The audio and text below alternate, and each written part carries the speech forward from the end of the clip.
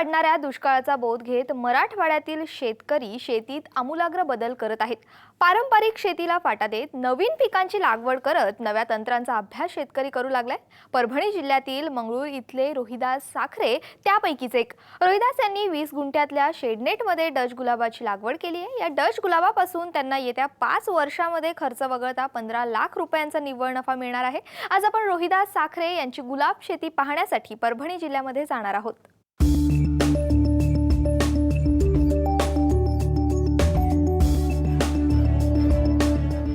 मानवत तालुक्यातील मंगळूर गावातील रोहिदास साखरे अल्पभूधारक शेतकरी आहेत। आपल्या 4 एकरवर ते पारंपरिक पद्धतीनं पीक घेत होते, मात्र त्यातून फारसं उत्पन्न मिळत नव्हतं। त्यामुळे त्यांनी गावात तयार झालेल्या शेतकरी गटात सहभाग घेऊन 20 गुंठ्यात शेडनेट उभारलं। शेडनेट उभारल्यानंतर त्यांनी डच गुलाबाची लागवड करण्याचा निर्णय घेतला।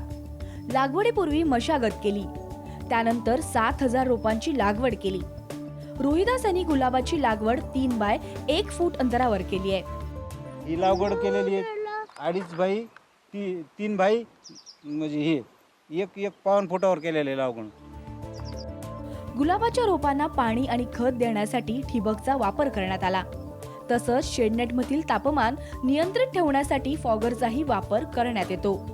खत आणि पाण्याचं नियोजन तसंच इतर कामात त्यांना त्यांच्या कुटुंबातल्या सदस्यांची मोलाची मदत मिळते। पहिल्यानं आम्हाला काही उरत नव्हतं, पण आता हे गुलाब लावल्याच्यानं आम्हाला उरायले थोडं। डच गुलाब लावल्याच्यानं, नाही तर पहिलं काही उरत नव्हतं। पहिलं आम्ही शेतामध्ये राहून एवढं खुरपितो, हे काटे हे काढतो, पॅकिंग करतो, पाठवून देतो मालकाला सगळं काढून। आम्ही 3 जण आहेत करायला। पुन्हा नियोजन माझ्याकडेच असतं। याची फवारणी मी दर 6 दिवसांनी करीत असतो। तर या पिकावर काही अटॅक आहे का याकडे मी लक्ष देऊन त्याची फवारणी करतो।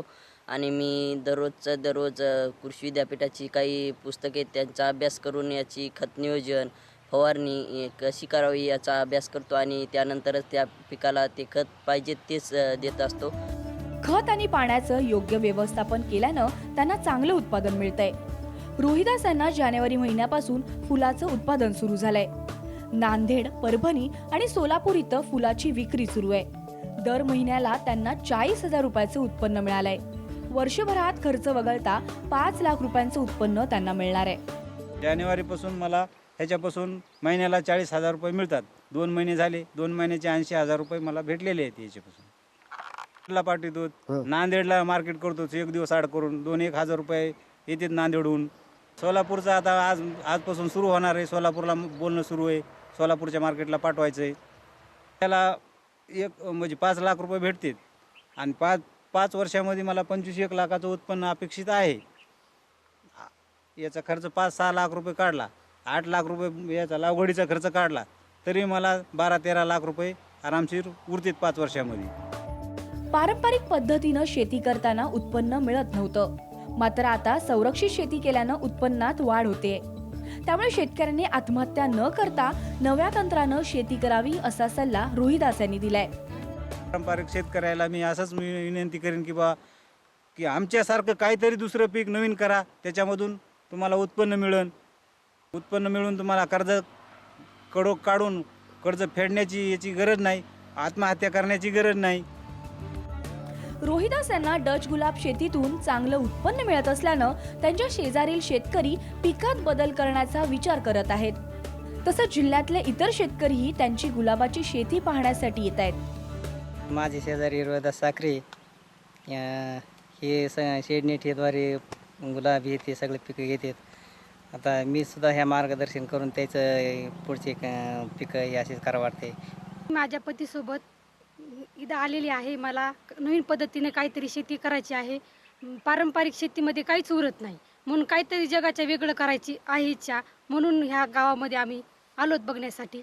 इथं परभणी जिल्ह्यात कुठंच बघायला असं काही भेटलं नाही, म्हणून इथं बघण्यासाठी आलो आहे।